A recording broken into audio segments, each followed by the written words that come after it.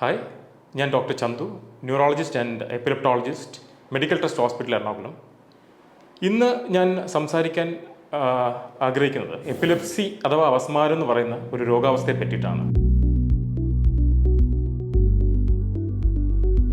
ഒരുപാട് തെറ്റിദ്ധാരണകൾ മൂലം തെറ്റിദ്ധരിക്കപ്പെട്ട ഒരു അസുഖമാണ് എപ്പിലെപ്സി അഥവാ അവസ്മാരം. പല പേഷ്യൻസുകൾക്ക് പ്രോപ്പറായിട്ടുള്ള ഒരു ട്രീറ്റ്മെൻറ്റ് അല്ലെങ്കിൽ പ്രോപ്പറായിട്ടുള്ള ഒരു വിദഗ്ധ ചികിത്സ ലഭിക്കാതെ പോകുന്ന ഒരു അസുഖമായിട്ടാണ് ഇപ്പോൾ കണ്ടുവരുന്നത്.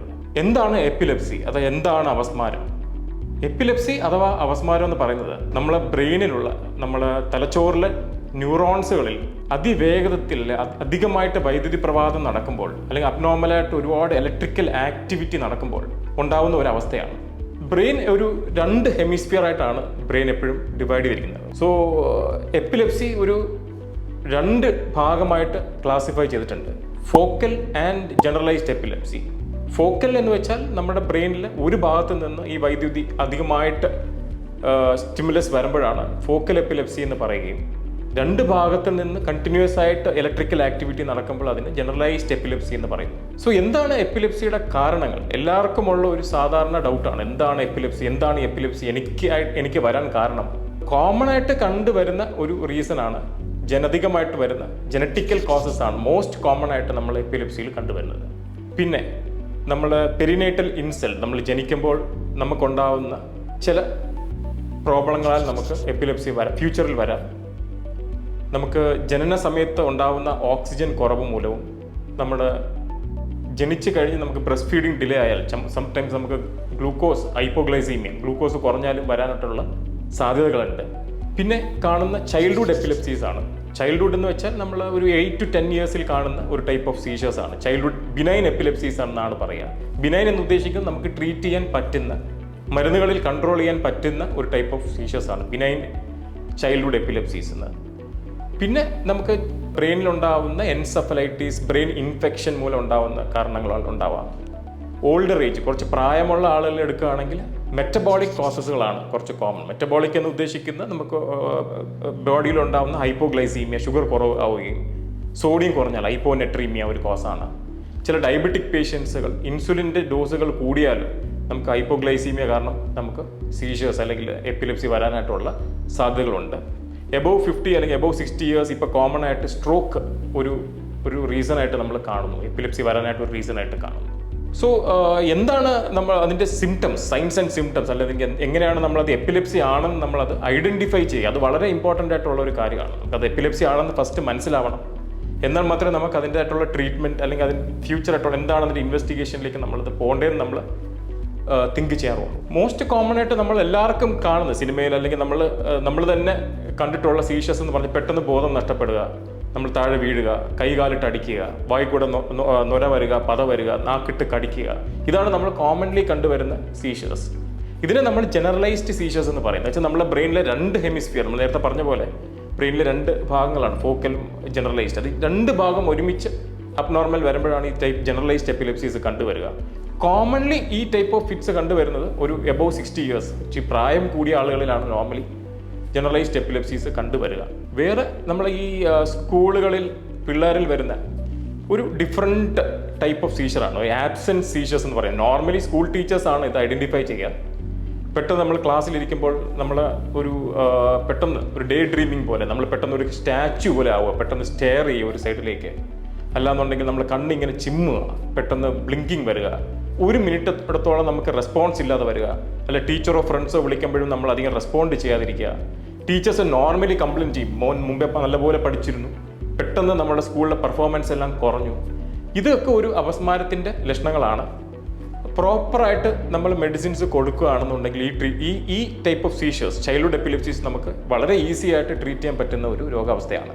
പിന്നെ കാണുന്ന ഒരു ടൈപ്പ് ഓഫ് സീഷറാണ് ഈ കോംപ്ലക്സ് പാർഷ്യൽ സീഷേഴ്സ് അല്ലെങ്കിൽ ഫോക്കൽ സീഷേഴ്സ്. അത് നമ്മൾ പലരും ന്യൂറോളജിസ്റ്റുകളുടെ അടുക്കെ ഈ സീഷേഴ്സ് ഉള്ളവർ വരാറില്ല. കാരണം അത് നമുക്കൊരു സീഷറാണെന്ന് തന്നെ ഐഡൻറ്റിഫൈ ചെയ്യാനായിട്ട് വിദഗ്ധ ചികിത്സ വേണ്ടി വരുന്നുണ്ട്. പെട്ടെന്ന് ബിഹേവിയറിലെല്ലാം മാറുക, നമ്മൾ ബിഹേവിയറിൽ ചേഞ്ചസ് ഉണ്ടാവുക. ബിഹേവിയറിൽ പെട്ടെന്ന് നമ്മൾ സാധാരണ കണ്ടുവരുന്ന പോലെ കൈകാലിട്ട് അടിക്കില്ല, പെട്ടെന്ന് നമ്മളൊരു ബിഹേവിയറൽ ചേഞ്ചസ് ഉണ്ടാവും, പെട്ടെന്ന് ഇറങ്ങി ഓടും, അല്ലെങ്കിൽ പെട്ടെന്ന് അബ്നോർമലായിട്ടുള്ള സംസാരങ്ങൾ, പെട്ടെന്ന് നമ്മൾ വയലൻ്റ് ആവുക, വളരെ സൈക്കാട്രിക് ബിഹേവിയർ പോലെ ഉള്ള സിംറ്റംസ് ഉണ്ടാവുക. ഇതിനൊക്കെയാണ് നമ്മളൊരു ഫോക്കൽ എപ്പിലെപ്സി എന്ന് പറയുക, അല്ലെങ്കിൽ കോംപ്ലക്സ് പാർഷ്യൽ സീഷേഴ്സ് എന്ന് പറയുക. ഇപ്പോൾ നമ്മൾ നമ്മുടെ കൺമുമ്പിൽ ഒരു പേഷ്യൻറ്റിന് അല്ല ആരെങ്കിലും നമുക്കൊരു ഫിറ്റ്സ് വന്നാൽ അല്ലെ അപസ്മാരം വന്നാൽ നമ്മൾ എന്താണ് ചെയ്യേണ്ടത്? വളരെ ഈസി ആയിട്ട് നമുക്ക് ഇനീഷ്യലായിട്ട് നമുക്ക് ആ പേഷ്യൻറ്റിനെ ഗൈഡ് ചെയ്യാൻ സഹായിക്കും. അറ്റ് ദ പോയിന്റ് ഇപ്പോൾ ഇമ്മീഡിയറ്റ്ലി തന്നെ നമ്മൾ പാനിക് ആവാതിരിക്കുക, നമ്മൾ അധികം സ്ട്രെസ് ആവാതെ എല്ലാ ഫിറ്റ്സുകളും എല്ലാ സീഷേഴ്സും ഒരു 5 മിനിറ്റ്സിനുള്ളിൽ അത് നിൽക്കും.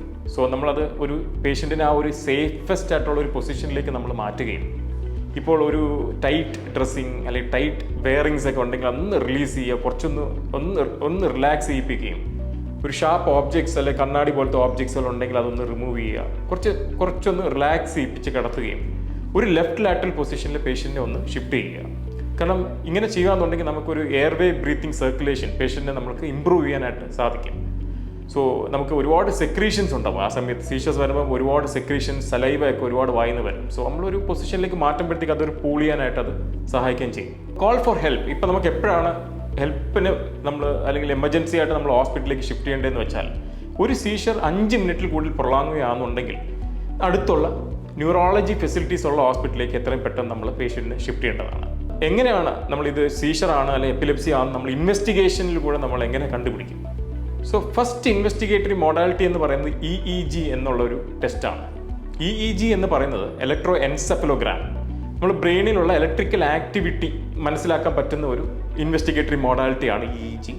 എന്തെങ്കിലും ഒരു ഇലക്ട്രിക്കൽ ഡിസ്റ്റർബൻസ് ബ്രെയിനിലുണ്ടെങ്കിൽ അത് നമ്മൾ ഐഡൻറ്റിഫൈ ചെയ്യുകയും ഏത് ടൈപ്പ് ഫിറ്റ്സ് ആണ് എന്ന് നമ്മളത് ഐഡൻറ്റിഫൈ ചെയ്ത് തരികയും ചെയ്യും. ഇപ്പോൾ പല ഫിറ്റ്സുകൾക്ക്, ഇപ്പോൾ ഫോക്കൽ എപ്പിലെപ്സി എന്ന് ഞാൻ പറഞ്ഞ പോലെ, അല്ലെങ്കിൽ ജനറലൈസ്ഡ് എപ്പിലെപ്സി നമ്മൾ പറഞ്ഞ പോലെ, എല്ലാ ഫിറ്റ്സുകൾക്കും ഡിഫറെൻറ്റ് ട്രീറ്റ്മെൻ്റ് ആണ്. സോ നമുക്ക് ഏത് ട്രീറ്റ്മെൻറ്റ് ചെയ്താൽ ഇമ്പ്രൂവ്മെൻറ്റ് വരും എന്ന് മനസ്സിലാക്കാനാണ് നമ്മൾ EEG എന്നുള്ള ഒരു ടെസ്റ്റ് നമ്മൾ ചെയ്യുന്നത്. സോ EEG ചെയ്ത് കഴിഞ്ഞ് നമുക്ക് ഒരു അബ്നോർമാലിറ്റി ഉണ്ട് എന്ന് മനസ്സിലായാൽ, അല്ലെങ്കിൽ ഒരു ഭാഗം നമ്മളൊരു പ്രത്യേകിച്ച് ഒരു റൈറ്റ് സൈഡിൽ നിന്നാണ് അബ്നോർമാലിറ്റി കണ്ടെന്ന് അറിഞ്ഞാൽ, വേണ്ടി വന്നാൽ നമുക്ക് MRI പോലത്തെ ടെസ്റ്റുകൾ, MRI ബ്രെയിൻ പോലത്തെ ടെസ്റ്റുകൾ നമുക്ക് ചെയ്യാവുന്നതാണ്. സോ ഇപ്പം ലേറ്റസ്റ്റ് ആയിട്ട് നമുക്ക് ഈ പ്രൊളോങ്ഡ് വീഡിയോ EEG എന്ന് പറഞ്ഞ ടെസ്റ്റ് അവൈലബിൾ ആണ്. പ്രൊളോങ്ഡ് വീഡിയോ EEG നമ്മളെ EEGയെക്കാളും കുറച്ചും കൂടെ ഒരു ഡയഗ്നോസ്റ്റിക് ഈൽഡ് കുറച്ചും കൂടെ കൂട്ടുന്ന ഒരു ടെസ്റ്റാണ് വീഡിയോ EEG എന്ന് പറയുന്നത്. സോ അത് ഒന്നുമില്ല, നമുക്ക് EEGയുടെ കൂടെ തന്നെ നമ്മൾ വീഡിയോയും കൂടെ നമ്മൾ റെക്കോർഡ് ചെയ്യുകയും, നമുക്ക് ആ സമയത്ത് എന്തെങ്കിലും സീഷർ ആക്ടിവിറ്റി ഉണ്ടെങ്കിൽ അത് നമുക്ക് ബ്രെയിനിൻ്റെ എക്സാക്ട് ഫോക്കാലിറ്റി മനസ്സിലാക്കാൻ സഹായിക്കുകയും ചെയ്യുന്നതാണ് പ്രൊളോങ്ഡ് വീഡിയോ EEG എന്ന് പറയുന്ന ടെസ്റ്റ്. അത് നമ്മൾ കുറച്ച് പ്രൊളോങ് ആയിട്ട് ചെയ്യും. നമ്മൾ സാധാരണ EEG ഒരു 1/2 hour ചെയ്യെങ്കിൽ ഇത് നമ്മൾ ചില സമയങ്ങളിൽ, ചില സന്ദർഭങ്ങളിൽ നമ്മൾ ഓവർനൈറ്റ് ആയിട്ട് EEG ചെയ്യേണ്ടത് ആവശ്യങ്ങൾ വരുന്നുണ്ട്. എല്ലാവരുടെയും ഉള്ള ഒരു കോമൺ ആയിട്ടുള്ള ഒരു ഡൗട്ടാണ്, ഇപ്പോൾ പെട്ടെന്ന് എപ്പിലെപ്സി വന്നു കഴിഞ്ഞാൽ നമുക്ക് എങ്ങനെ ട്രീറ്റ് ചെയ്യാം?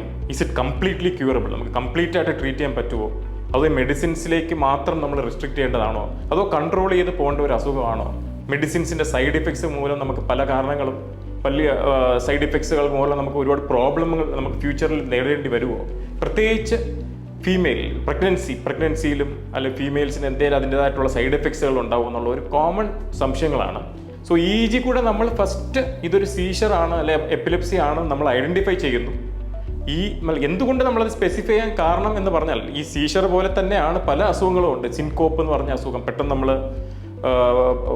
നമ്മൾ നിന്നെടുത്ത് തന്നെ വീഴുക, കുഴഞ്ഞു വീഴുക, ഹാർട്ടിൽ ഏട്രിയൽ ഫിബ്രിലേഷൻ, ഹാർട്ടിൽ പ്രോബ്ലം ഉണ്ടെങ്കിൽ അങ്ങനെ സംഭവിക്കാം. പെട്ടെന്ന് നമുക്ക് ഒരു സിൻകോപ്പ്, വേസോവേഗൽ സിൻകോപ്പ് ഉണ്ടെങ്കിൽ നമുക്ക് ഇങ്ങനെ സംഭവിക്കാം. അതുകൊണ്ടാണ് നമ്മൾ ഫസ്റ്റ് ഇതൊരു ഫിറ്റ്സ് ആണെന്നുള്ള ഒന്ന് ഡയഗ്നോസ് ചെയ്തതിന് ശേഷമാണ് നമ്മൾ മെഡിസിൻസ് അല്ലെങ്കിൽ ട്രീറ്റ്മെൻറ്റിലേക്ക് നമ്മൾ പോവുക. ഇപ്പോൾ ഒരുപാട് ലേറ്റസ്റ്റ് ആയിട്ടുള്ള ട്രീറ്റ്മെൻറ്റ്സ് അവൈലബിൾ ആണ്. അധികം സൈഡ് എഫക്ട്സുകൾ ഇല്ലാത്ത ലേറ്റസ്റ്റ് ആയിട്ടുള്ള മെഡിസിൻസ് അവൈലബിൾ ആണ്.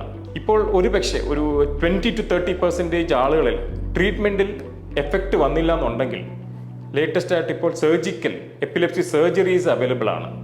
സോ സർജറീസ് എല്ലാ കാൻഡിഡേറ്റ്സിനും അല്ലെ എല്ലാ പേഷ്യൻസിനും അവൈലബിൾ അല്ല. അത് ഒരു പർട്ടിക്കുലർ ടൈപ്പ്, നമ്മൾ ഈ പറഞ്ഞ പോലെ ഈ ഫോക്കൽ എപ്പിലെപ്സി എന്ന് പറഞ്ഞ ചില സീഷേഴ്സ് ഉണ്ട്, ചെറിയ ബിഹേവിയറൽ പ്രോബ്ലം ഉള്ള ചില സീഷേഴ്സ്. ആ സീഷേഴ്സുകളിൽ ഇപ്പോൾ ഒരു 80 to 90% നമുക്ക് സർജിക്കൽ ട്രീറ്റ്മെൻറ്റ് കൂടെ നമുക്ക് കംപ്ലീറ്റ്ലി ഈ അസുഖം ക്യൂർ ചെയ്യാവുന്നതാണ്.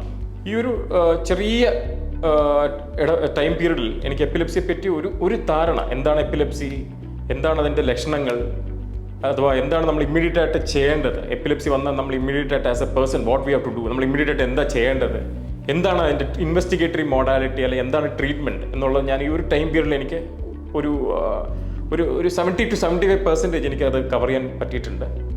സോ എന്തെങ്കിലും എപ്പിലെപ്സിയെ പറ്റിയിട്ടുള്ള എന്തെങ്കിലും സംശയങ്ങൾ അല്ലെങ്കിൽ മെഡിസിൻസിനെ പറ്റി എന്തെങ്കിലും ആയിട്ടുള്ള സൈഡ് എഫക്ട്സുകളോ ഓർ എനി ലേറ്റസ്റ്റ് മെഡിക്കേഷൻസ് അവൈലബിലിറ്റീനെ പറ്റിയിട്ടോ അല്ലെങ്കിൽ ഇപ്പോൾ ലേറ്റസ്റ്റ് ആയിട്ടുള്ള സർജറീസിനെ പറ്റി എന്തെങ്കിലും ഡൗട്ട്സ് എന്നെ കോൺടാക്ട് ചെയ്യാവുന്നതാണ്. Thank you.